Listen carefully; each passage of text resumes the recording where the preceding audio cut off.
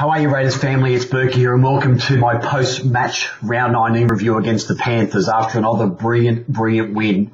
3 on the trot since the debacle in Darwin, and we're really getting a nice little momentum now happening, which is so crucial and critical in the lead up to the finals.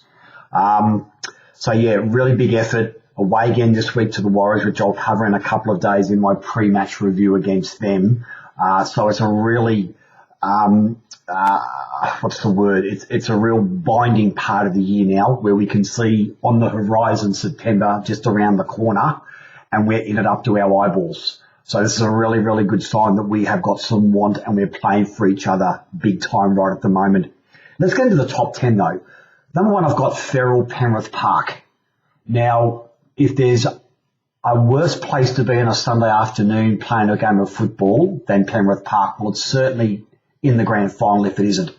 But I think what that game really did for us on the weekend was once again really bound us as one unit.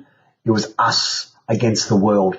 Now, fast forward to the finals, and I think we're going to make it. But those types of games, if we are playing away, heaven forbid somewhere, whether it's at the SCG against the Roosters, whether it's at Brookvale, whether it's either back at Penrith Park, whether it's at Bank West, we just don't know what the makeup is going to be at the finals. Those types of games and the way we won them away from home will just add volumes come final time. I think if you asked Ricky how important it was just for the atmosphere of being in a tribal area with a home side that was going for 8 straight, with those types of feral supporters, then that type of win, I just think absolute volumes for where that will hold us down the track.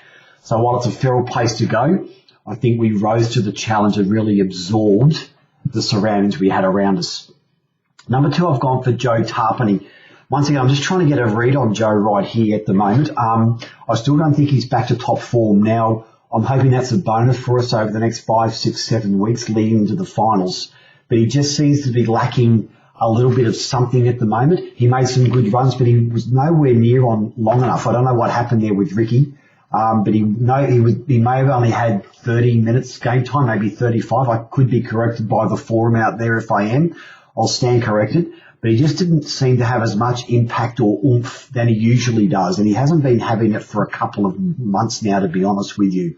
So I'm just trying to get a read on where Joe's at. But once again, we really need an international New Zealand forward like him firing and starting now for our chances at the back end. Number 3, I've gone for an interesting duo, Havili to Hodgson. If you notice in the brilliant try early in the second half where Bateman skipped on the outside to Rapana to Oldfield, inside kick to Caesar, you may have noticed Havili took the ball or the line on and then popped it back to Hodjo. I think that type of play is critical and crucial and just adds volumes to our attack. If we can get those second offloads with Hodjo standing a couple of metres back from the ruck and gets an offload, he just gives himself some time to work out the defence instead of being at dummy half trying to do it. He can stand back and look and see what's around him. So those types of second phase plays, particularly Havili to Hodgson, I love because Havili's a real grunt guy over the line, drags in 3 or 4 defenders, and his upper body strength to get a pop ball away is critical to, just as I said, that momentum moving forward, getting some second phase play, once again getting a Bateman on the outside of a half, in this case Maloney, getting CNK through the middle, but just having Hodjo dictate a little bit back from the line is fantastic, so great work. Number 4, I've gone for Jordan Rapana, just starting to hit his straps. It was really nice to see him on the inside of Bateman for that Caesar try.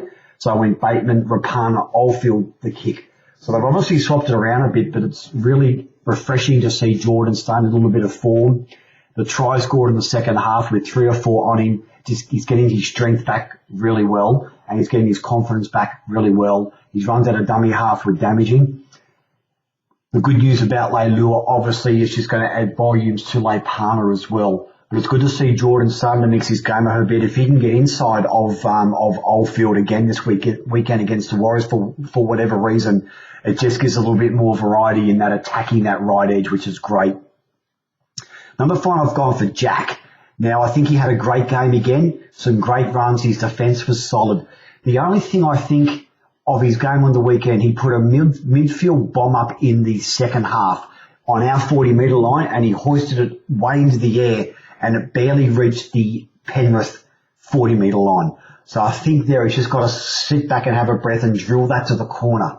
The kick only gained 18 to 20 metres, which at that stage of the game, giving Penrith that type of field position with 6 tackles, I don't think is what we need then and there. I think he's just got to think his mind through, think the team game through, and kick for those corners with a kick chase. Midfield bombs, whilst important, I think that's far out from the halfway. We're never going to gain a lot of ascendancy or a lot of field position.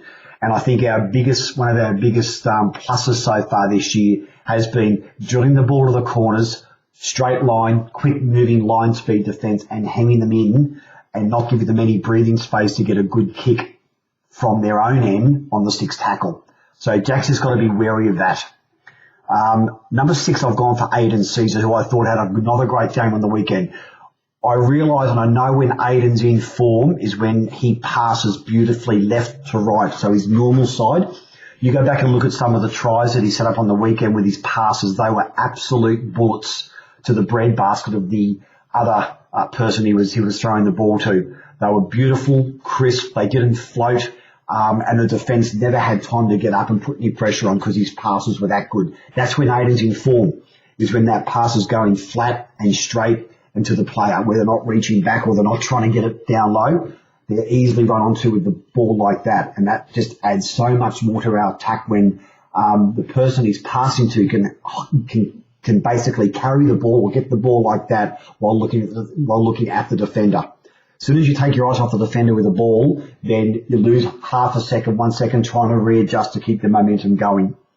His kicks were exemplary. The crossfield kicks for Nickel Clockstad's try, his grubbers, and his other kicks downfield were just really crisp. So it's a really good sign for us Raiders family.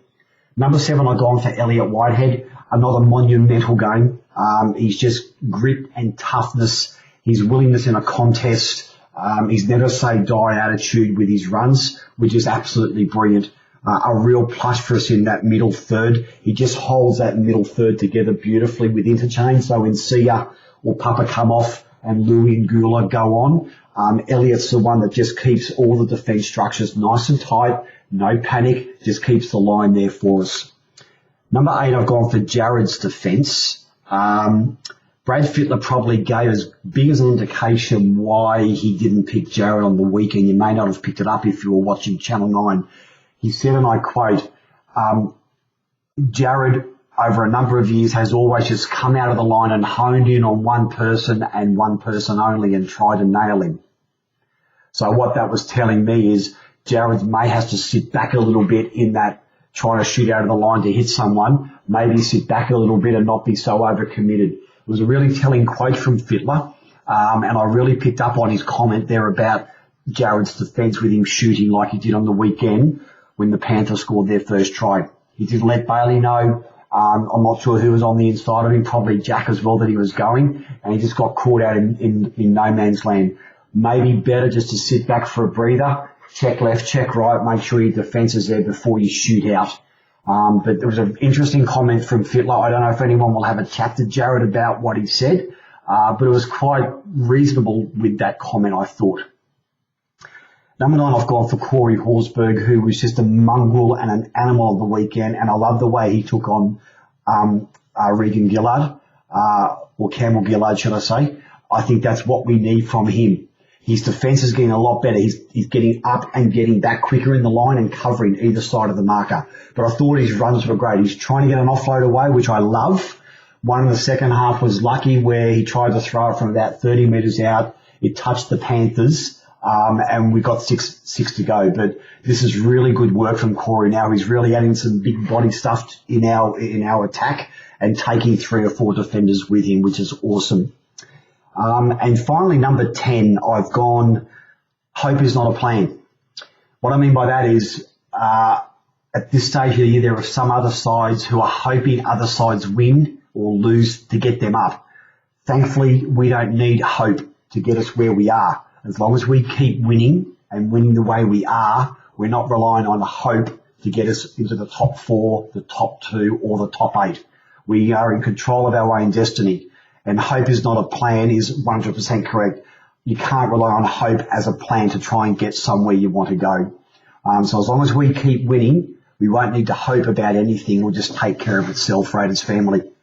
And guys, that's it this week for my top 10. As always, I really appreciate your love with my Facebook page at Bourkeys Top 10, Twitter handle at Bourkeys Top 10, YouTube. So look me up on YouTube channel at Bourkeys Top 10. Subscribe to that button just below the link, as well as all the podcasts as well, guys. So thank you always for your support. I'll be back Friday afternoon, maybe Thursday night, for my preview against the Warriors, guys. And always, as always, this is Berkey. Bleed green, out.